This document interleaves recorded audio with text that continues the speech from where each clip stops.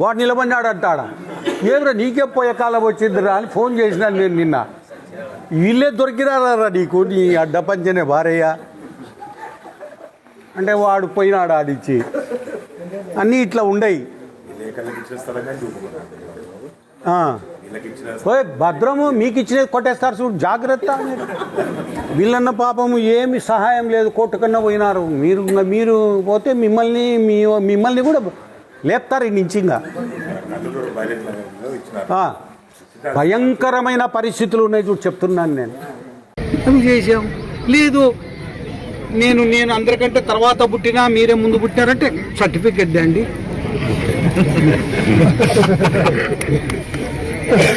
పిచ్చి చేష్టాలు ఉండే. వాడు ట్రంప్ గాడు, వాడు అమెరికాలో పిచ్చినా కొడుకైతే ఈడ మా వాళ్ళు పిచ్చినా వాడు ఒత్తిక చేష్టాలు. గ్రామాలలో ఎట్లా వేస్తారయ్యా? వైఎస్ఆర్ పార్టీ అనేది లేదు, ఇంకా అయిపోయింది దానికంతా. ఎప్పుడైతే ఈ లడ్డులో కొవ్వు కలుపుతారో అయిపోయింది. హిందువులు ఎవరు మన ఈ మతంలో ఉండి దేవుణ్ణి పూజించే వాళ్ళు, గుళ్ళకు పోయే వాళ్ళు ఎవరు? మీరు గుళ్ళోకి వస్తే తన్ని తట్టున్నారు, లాస్ట్కు వెలివేస్తారు మిమ్మల్ని. వైఎస్ఆర్ వాళ్ళు రావాకండ్రో, మీరు లడ్డులో కొవ్వు కలిపినారు, ఒరే గుళ్ళకు రావాకండి, అదే పవిత్రత పోతుంది అని. ఈ లడ్డులో కొవ్వు కలిపి అన్ని కొవ్వులు వాడు ఆ కొవ్వు దొరికితే తీసుకొచ్చి కలిపి బయటపడా. ఇప్పుడు మళ్ళీ దాన్ని తప్పించుకొని ఎటు వేటుకో మాట్లాడతారు. ఇంకా మీరు కొవ్వు కలిపినవారు దైవం అంటే ఏముంది? ఇంకా ఎవరు దైవాన్ని నమ్ముకునే వాళ్ళు ఎవరు? వైఎస్ఆర్ అని అంటేనే అక్కడ కొవ్వు మతుకొస్తుంది. కొవ్వు కలుపుతారు జాగ్రత్త. అయిపోయింది దాని కథ. ఇంకా ఎవడన్నా కొవ్వు కలిపితే శబ్బాష్ అనేవాడు ఓటేయాల్సిందే కానీ ఈ తప్పు అనేవాడు ఎవడేస్తాడు? అటోళ్ళు ఎవడో రాశాడు నిన్న, మీరు ప్రతిష్ట చేయనియర్రా మిమ్మల్ని. ఒరే నాయన మీ కథ అయిపోయింది. ఎప్పుడైతే కొవ్వు బయటపడిందో మిమ్మల్ని దేవాలయాల్లోకి రానియకండి అని చెప్తున్నా నేను. వైఎస్ఆర్ వాళ్ళని ఎవరిని దేవాలయాలలోకి రానియకండి. ఎందుకంటే కొవ్వు కలిపిన వాళ్ళు భద్రం అటోళ్ళు ఏదేదో మాట్లాడతారు. రండి, నేను ఒకటే చెప్తున్నా, మా కుటుంబ సభ్యులకు కూడా చెప్తున్నా, కలిసి రండి, గ్రామాన్ని అందరం కలిసి బాగుపరుచుకున్నాం. ఎవడో ఈడ గిల్లలు పెట్టే నా కొడుకులు, పుల్లలు పెట్టే నా కొడుకులు వాళ్ళ మాట అయితే చెడిపోతారు. మీరు ఇప్పటికే చెడిపోయినారు, ఏముంది? మళ్ళీ దానికి తోడు మళ్ళా పెద్ద మాటలు. మీ తాహతే లేదు. ఆడ చంద్రబాబు నాయుడు తిడతారు, లోకేష్ తిడతారు, ఎవరెవరో తిడతారు. అది తప్పదు. మన స్థాయిని మించి మనం మాట్లాడకూడదు ఎప్పటికే. ఈరోజు నేను ఒకటే అడుగుతున్నా, ఈ వేలాది మంది మీరే చూశారు ఈరోజు ప్రత్యక్షం, ఇంకా వస్తూనే ఉండరు. 6 వరకు వస్తారు, భోంచేస్తారు. చాలా కడుపు నిండా భోంచేసి మమ్మల్ని ఆశీర్వదించి, శబరమ్మను ఆశీర్వదించి వెళ్తున్నారు. ఇక్కడ సార్ రాయలసీమ నుంచి బైరెడ్డి శబరిమేడం ప్రజల్లో సమస్యలన్నీ పార్లమెంట్లో కానీ మోడీ గారితో కానీ చర్చించారు. చాలా మందికి చాలా హ్యాపీ అనిపిస్తుంది. ఏమంటారు సార్? అంటే మీ డాక్టర్గా ఇది ఇప్పుడు ఎక్కడికి పోతుందండి ఆ బ్లడ్? మేము రాయలసీమ కోసం మా జీవితాలనే అంకితం చేశాము. పదవి కోసం ఎన్నడూ పాకులాడలేదు. మేము పదవుల కోసము పవర్ రాజకీయాలు చేసింటే మేము ఈ స్థాయిలో ఎందుకుంటాము? ఒరే నాయన, రాయలసీమకు అన్యాయం జరుగుతూ ఉంది, రాయలసీమ వెనకబడిపోతూ ఉంది, మా నీళ్లు మాకు రాకుండా పోతున్నాయి. అనేక రకాలుగా మీరు ఇక్కడ ఎక్కడున్నారు? మీరు ఇప్పుడు ముచ్చుమరిలో ఉన్నారు. ముచ్చుమరి ఎక్కడుంది? కృష్ణానది ఒడ్డున ఉంది. కృష్ణానది ఒడ్డున అటువైపున తెలంగాణ, ఇటువైపున రాయలసీమనే. ఆ 2 కొండల మధ్యన ఇప్పుడు ఏదో కడుతున్నారు, అది ఊలాడుతుందంటే అది ఉయ్యాల. దాంట్లో పండుకొని ఎంతమంది ఊగాల, లేకపోతే ఎంతమంది ఫోటోలు తీయాలో, లేకపోతే అది ఊగులా ఆడుతుంది. అది బాగుంటుంది. అది ఊగేటప్పుడు అన్ని చేసుకుంటే, బ్రేక్ డాన్సులు చేస్తే కూడా బాగుంటుంది. అది ఊగుతుంది. అది ఐకానిక్ బ్రిడ్జ్, కేబుల్ బ్రిడ్జ్ అంటారు. కేబుల్ బ్రిడ్జ్ కొత్తవన్నీ. మాకు రాయలసీమకు కేబుల్ బ్రిడ్జ్ కాదురా నాయన, బ్రిడ్జ్ కమ్ బ్యారేజ్ కావాలా? 900 కోట్లతో అయిపోయేటటువంటి బ్రిడ్జి కమ్ బ్యారేజీ కడితే 60 టీఎంసీల నీళ్ళు ఇక్కడ ఉంటాయి. ఈ 60 టీఎంసీల నీళ్లు మనకు మొత్తం రాయలసీమకు అందించవచ్చు. మొత్తుకుంటున్నాం మేము.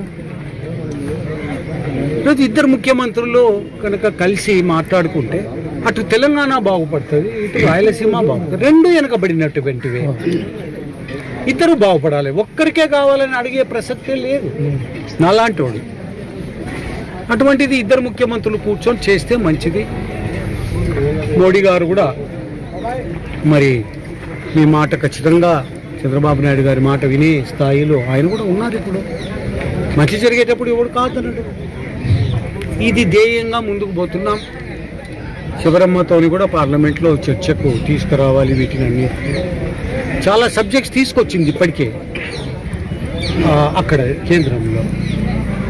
మరి ఇవన్నీ కూడా కొంత సబ్జెక్ట్స్ క్రియేట్ చేసి ఇస్తే చాలా ఎఫెక్టివ్గా మాట్లాడగలుగుతుంది. మాకేం పెద్దగా మేమేం కరప్ట్ కాదు. ప్రజాధనాన్ని మేము లూటీ చేయాలని చెప్పి లేం. దానికి దూరంగా ఉండబట్టే ఈ 4 జనరేషన్స్ నుంచి రాజకీయాలలో ఉన్నాం, లాక్కుంటూ వస్తున్నాం.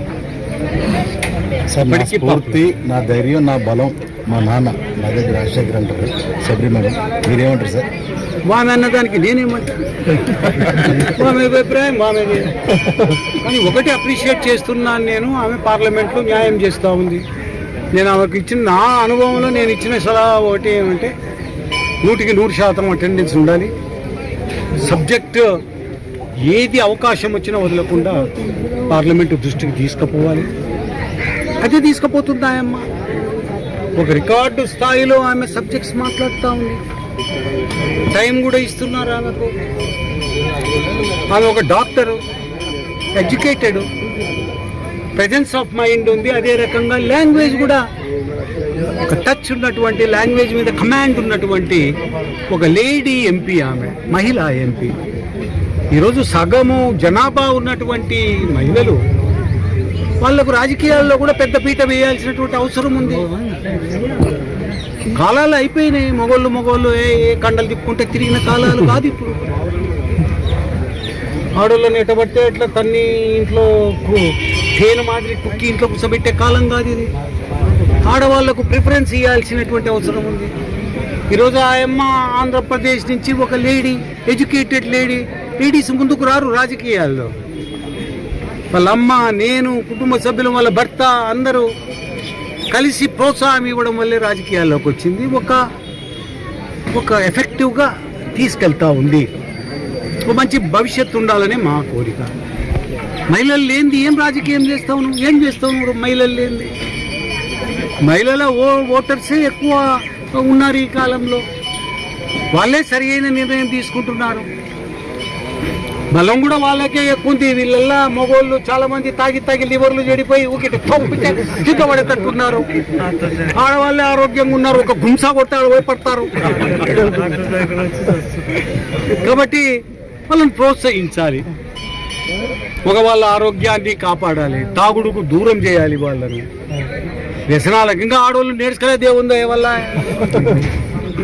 వాళ్ళను కూడా ఏమన్నా మారుస్తారో ఏమో తెలియదు.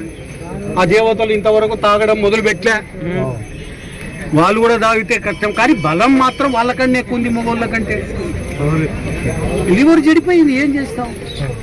కాబట్టి ఆడవాళ్ళకి ప్రోత్సాహకాలు ఇవ్వాలి. ఇప్పుడు ఆర్మీలో కానీ, డిఫెన్స్లో కానీ ఆడవాళ్ళదే పై చేయి, ఎడ్యుకేషన్లో పై చేయి వాళ్ళదే, పాలిటిక్స్లో కూడా పై చేయి కావాలన్నది నా యొక్క దృఢ సంకల్పం. దాంట్లో అన్ని పార్టీలు కూడా ప్రోత్సహించాలి అన్నది నేను కోరేది. నా గ్రామ పెద్దగా, కుటుంబ పెద్దగా నేను మరొక్కసారి చెప్తున్నా, తప్పుదోవలో నడుచొద్దండి. కాదు రా నాయన, అందరం కలిస్తేనే బలం రా నాయన, కలవండి రా నాయన అని పిలిపిస్తాను.